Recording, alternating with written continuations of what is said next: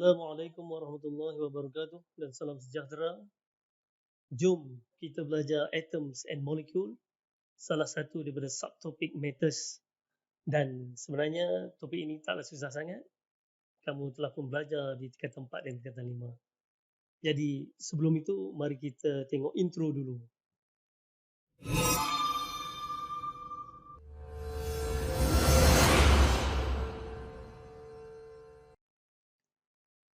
Ya, itu tadi intro. Dan kepada yang baru berkunjung ke Shahnun Channel, diucapkan selamat datang dan jangan lupa untuk like, share dan subscribe kerana ini akan menyebabkan saya lebih bersemangat untuk menghasilkan video yang lebih bermutu. Jadi tanpa melengahkan masa, mari kita pergi kepada tajuk kita hari ini ialah atoms and molecule. Our objective, okay, number one, describe the structure of an atom and then define proton number and nucleon number. Write the notation for nuclides and then compute the number of protons, electron and neutron in atoms and ion. And lastly, define and distinguish the isotope of an element. Alright, before we start, we look at a model of an atom. Okay, inilah model of atom yang kebanyakannya kita tahu, iaitu dia ada nukleus kat tengah ni, dan nukleus ini terdiri daripada nukleon, ya, yang kita panggil juga sebagai nukleons. Dalam ni kita ada proton. Proton ini bercas positif sesuai dengan proton positif, kan? And then dia ada neutron. N dia punya simbol sesuai dengan nama dia neutron, dia neutral, tak ada charge. And then dikelilingi dia ialah elektron. Elektron ini bercas negatif, dia akan move around atomic nucleus. Okay, and the three particles that are fundamental to the composition of atom are, tadi dah beritahu kat atas ni, iaitu proton, neutron dengan elektron. Inilah yang membentuk atom. Okay, kemudian nuclide symbol pula. Alternative name for nuclide symbol is isotopic notation or atomic symbol. Okay, kita guna X, symbol of element lah. Element ni, contoh dia hidrogen, simbol dia NaH, kan, sulfur S, macam tu. Jadi sekarang kita guna X dulu. Jadi kita ada proton number iaitu Z, dia kat bawah lah, subscript kat belah kiri. Kemudian kita ada nukleon, mass number lah kat atas ni. Dan nukleon number ini adalah hasil campur daripada Z, iaitu proton number, dengan neutron number. Okay, campur dua ni dapatlah E. Kemudian belah kanan ini adalah charge of an ion lah. C ni charge dia berapa lah? 2 ke 3 ke 4. Okay, ini positif ataupun negatif.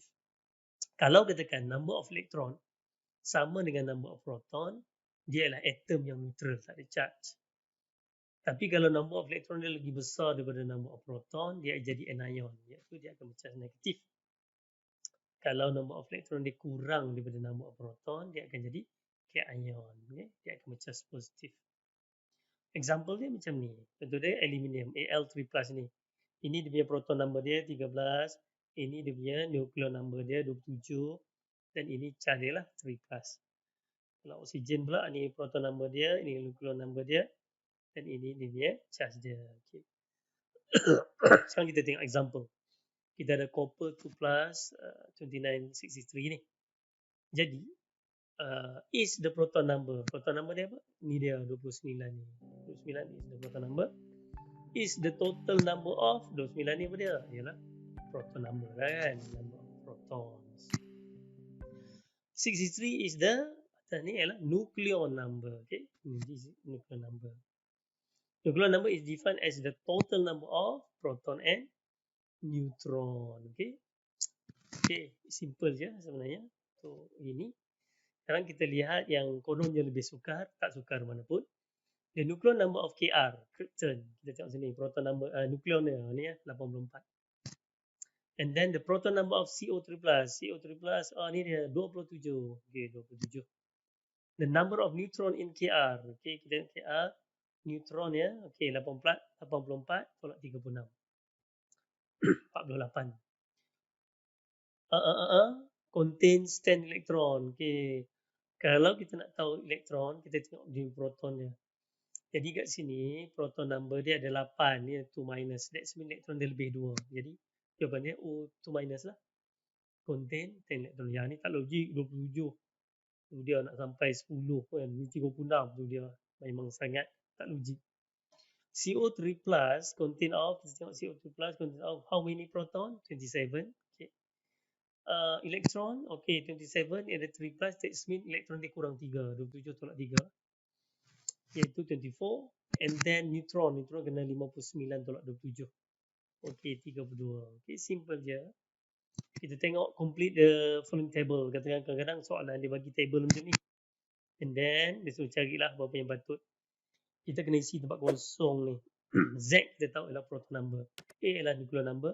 Number of N. N ialah neutron. Neutron. P ialah proton number. Ini ialah elektron. Ini punya charge. Jadi, dia tanya E. Okay. A ialah nuclear number. Kita tahu ialah Z campur dengan N lah. Jadi 24 campur 28. 52.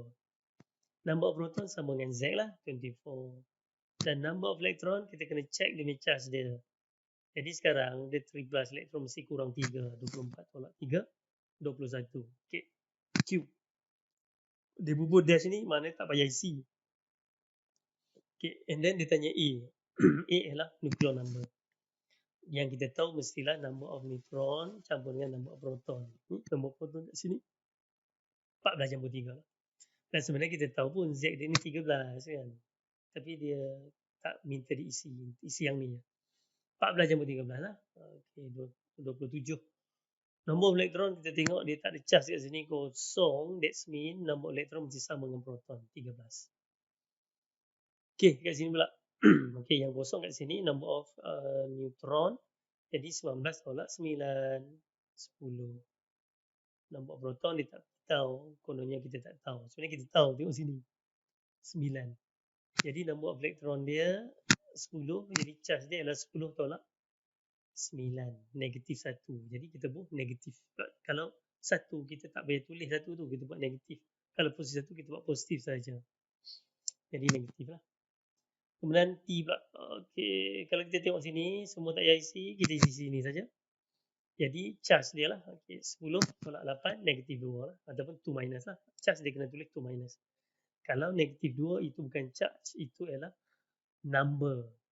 Number kan dia negatif, positif. Kalau 2 minus baru charge of the species. Okay, now write the notation. Ataupun atomic symbol for nuclide T ni. T tadi, this one is T. Formula kita tulis T and then dia punya Z. Z dia adalah proton number dia 8. And then nuclear number dia adalah E kan. Jadi 10 campur 8, 18. Charge dia 2 minus. Jadi T 8, 18, 2 minus. Okay, simple saja. Okay, now kita pergi pada isotopes. Isotope are two or more atoms of the same element that have the same number of proton in their nuclei but differ in the number of neutron. Dia mesti two or more atom of the same element. Jadi macam mana kita nak tahu the same element? Mestilah dia ada same number of proton. Same number of proton. Tapi differ in the number of neutron. Ataupun nuclear number pun boleh. Okay? Differ in nuclear number. For example, kita ada hydrogen atom. Jadi hydrogen atom ialah elemen yang ada satu proton. Jadi H ada satu, nampak ni. Dia punya Z dia kan. Satu. This is hydrogen lah. Tapi kita tengok dia punya A dia, nuclear number. Yang ni 1, yang ni 2, yang ni 3. That's mean ini adalah isotope. Same element because have the same number of proton, differ in neutron number ataupun nuclear number. Jadi kat sini kita tahu bahawa untuk yang ni nama dia protium, ni nama deuterium, ni tritium. Kita dapati proton number dia 1 semua kan. Jadi number of neutron kat sini sebab 1 makna kosong lah neutron dia. Yang ni neutron dia 1, jadi 1 jumpa 1, 2. Ni neutron dia 2. Jadi inilah isotope. Okay, same number of proton but differ in number of neutron. Okay. Dan kalau kita ada hidrogen yang bercas positif, okay, ini juga dia ada nama khas dia yang kita panggil proton. Jadi kalau kita tengok satu spesies itu bagi proton, that's mean dia adalah H plus lah. Kalau H minus, nama dia adalah hydride ion. Okay? Kalau H minus. Yang ni maksud dia hidrogen yang kehilangan satu elektron. Yang ni adalah hidrogen yang menerima satu elektron. Jadi yang ni kita panggil dia hydride ion, ini kita panggil hydrogen ion ataupun proton. Okay? Jadi okay, kita tengok satu exercise kat sini. Given the nuclide, okay, T613, R614, Z715, write the nuclides that are isotopes. Mana sini isotop? Tadi kita dah tahu isotop ialah same number of proton. Jadi jelas di sini T dengan R. T dengan R ialah isotopes because same number of proton but differ in nuclear number 113, 114. Okay. Number 2, state the atom that have the same number of neutron. Number of neutron kita kena tolak lah. 13/6, 14/6. Yang ni clear berbeza. Yang ni 15/7. Okay, ni 14/6. Kan sama tu. Jadi yang same number of neutron ni adalah R dengan Z kat sini. R dengan Z. Bila kita tolak, kita dapati neutron dia sama. Tapi dia different element. Different element sebab proton number dia lain. Neutron number dia sama, itu tidak menggambarkan apa-apa pun. Okay, alright. Jadi summary dia. Fundamental particle in an atom, kita ada proton, neutron dengan elektron tadi. This is atomic symbol. Dia senang saja. X, Z ke bawah, A, lepas tu ada C, dia punya charge dia. Nuclear number ialah hasil tambah proton number dengan neutron number. And then this is apa tadi? Isotope tadi. Atom of the same element that have the same proton number. Okay. But different nuclear number atau neutron number. Okay. Alright, kita dah habis bab ni, iaitu sebenarnya ini adalah ulangan ataupun ulang kaji daripada tempat kita terima. Sekarang ni kita nak masuk mass spectrometer. Our objective define relative atomic mass and relative molecular mass based on carbon-12 scale and then interpret and analysis the mass spectra. Jadi yang ni pun secara ulangan juga ya. Ini pun secara ulangan. Makna dia kita kena hafal definition. Number one is relative atomic mass. Kita akan gunakan AR lah. AR, relative of an element. Apa itu relative atomic mass? Average mass of one atom of the element divided by 1/12 times mass of one mass of one atom of carbon-12. Jadi nampak, ini nama dia relatif sebab kita relatifkan dia, kita nisbahkan dia dengan carbon-12. Ini average dia. Kenapa ada average kat sini? Sebab elemen tu dia ada isotop.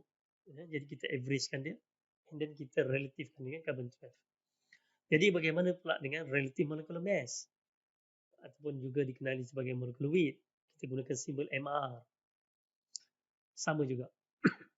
Average mass of one molecule of the substance divided by 1/12 times mass of one atom carbon-12. Okay. Oleh kerana ini relatif, jadi AR dengan MR no unit. No unit. Okay. Sekarang kita nak lihat mass spectrum of rubidium. Okay. What is mass spectrum? Kalau kita ambil rubidium, kita lalukan dalam spektrometer, nanti kita akan dapat ni lah dia punya mass spectrum dia. Okay. Macam ni. Relative abundance, CY dia, lepas tu ada M/E. Apa maksud dia? Sekarang saya nak terangkan apa maksud ini. Pertama ialah, okay, macam ni. Correspond to one species. Kat sini kita ada two peaks. Okay, 2 peaks, 85 dengan 87 ada 2 peaks. Dia punya interpretation dia adalah 2 peaks, alright. Iaitu 2 isotop lah maksud dia. Kita ada rubidium 85, kita ada rubidium 87. Itu maksud dia. Kenapa ada plus kat sini? Sebab di dalam mass spectrometer ni, bila masuk dalam mass spectrometer, dia mesti dijadikan ion charge positif. Okay. Sebab tu kita buat rubidium 85, itu ialah dia punya isotop dia lah, sebenarnya dia punya AA lah ni, dia punya A dia. Okay. Lepas tu the height of peak ataupun the amount relative percentage abundant intensity of the respective species. Yang 85 ni nampak dia sampai 18. 87 ni sampai 17. The height of each line, the abundance. Abundance ialah kelimpahan relatif. Banyak mana lah. Banyak mana dia, amount. Ataupun dia boleh diungkap dalam relative abundance atau percentage pun boleh. Okay, the abundance of each isotope, this is rubidium 25, kita dapati 18. Ini abundance of rubidium 87, 7. That's mean isotope 85 ni lagi banyak lah daripada 87. Okay, ni berat dia, ni berat. M over E ni lah dia punya berat. M ni mass, E ni lah punya charge, charge positif. M over E adalah charge. Jadi ini dia punya mass dia, dan ini dia punya abundance, banyak mana dia. Dia punya kelimpahan relatif dia panggil. Kemudian X axis ni, axis ialah isotopic mass or nuclear number. Ini menggambarkan nuclear number. Tadi kita dah tahu relative abundance. Itu ialah maksud bagi mass spectrum bagi rubidium ini. Kita ada yang lain-lain pun, oksigen ke dan sebagainya pun dia ada mass spectrum yang tersendiri. Okey, mari kita teruskan lagi dengan rubidium ini. Ini soalan lah. Write the notation for rubidium isotope. Okay, jadi kita tahu tadi dia ada dua isotop. Jadi rubidium 85 yang ni kita tulis macam ni ya, Rb 85 duduk atas dia. Sebab ni this is a nuclear number dia, 85 ni kan. And then kita ada rubidium 87. Kita buat macam ni. Okay. Kemudian calculate the average atomic mass of rubidium. Okay, macam mana kita nak calculate average? Sebab kita ada 85, 87, dia mesti ada average dia. Jadi kita akan gunakan formula ini. Atomic mass sama dengan sum of Mi darab dengan Qi. M ialah dia punya mass, this one. M ni stand for mass. Q ni stand for quantity. Quantity ialah abundance. Ni banyak mana. Bahagi dengan sum of quantity, banyak mana. Okay, itu dia punya formula. Nak senang ingat, kita terbalikkan. Kimiki. Qi darab dengan Mi bahagi dengan Qi. Kimiki, senang nak ingat. Ataupun Mikiki, boleh juga lah. Mikiki. Okay. Jadi dalam kes ini, dia punya M dia 85, kita darab dengan 18, campur dengan 87 kali dengan 7, bahagi dengan 18 campur 7. Jadi kita akan dapat 85.56 U. U dia punya unit dia. Ataupun AMU, atomic mass unit. Okay. U ataupun AMU. Okay, what is the percentage abundance of each of the isotopes? Kadang-kadang soalan dia minta dalam percentage. Jadi dalam percentage mesti 100 lah. Jadi senang saja untuk rubidium 85 ni jumlah dia kan 18, jadi 18 bahagi dengan total 18 campur 7 iaitu 25 kali dengan 100%, jadi 72%. Kalau rubidium 85 85%, maknanya rubidium 87 mesti 100 tolak 72, 28. Ataupun boleh juga pakai 7 bahagi 25 kali dengan 100, 28. Di dalam mass spectrum dia boleh ungkap dalam bentuk macam ni. Ini dipanggil dalam ratio, okay? Abundance dalam ratio 18, 17. Dan ini ialah abundance dalam bentuk percentage. Macam mana kita nak tahu? Senang saja. Kalau dalam peratus, kita total dia dapat 100. Kalau kita total tak dapat 100, itu that's mean dia dalam bentuk percentage. Dalam bentuk nisbah. Okay? Alright. Kemudian akhirnya kita nak dapatkan relative atomic mass. Jadi average mass of one atom of the element bahagi dengan 1/12 times mass of one atom carbon 12. Tadi kan kita dapat 85.56 U tadi. Bagi dengan 1/12 kali dengan carbon 12, dia 12 kan 0.0 U. Jadi ni settle dapat 1, akhirnya kita dapat 85.86 without unit. Sebab tu tadi kita kata relative atomic mass dia tiada unit. Dan dia punya value dia sama macam yang kita kira tadi. Kita kira guna Kimiki tadi kan, average tadi. sama. Cuma kita kena ada tambahan ini. Alright, jadi itu sahaja untuk kali ini. Lagi sekali jangan lupa untuk subscribe, like and share. Dan ada lagi video-video yang akan datang yang akan menyambung pada video ini. Jangan lupa untuk semak video seterusnya. Sekian.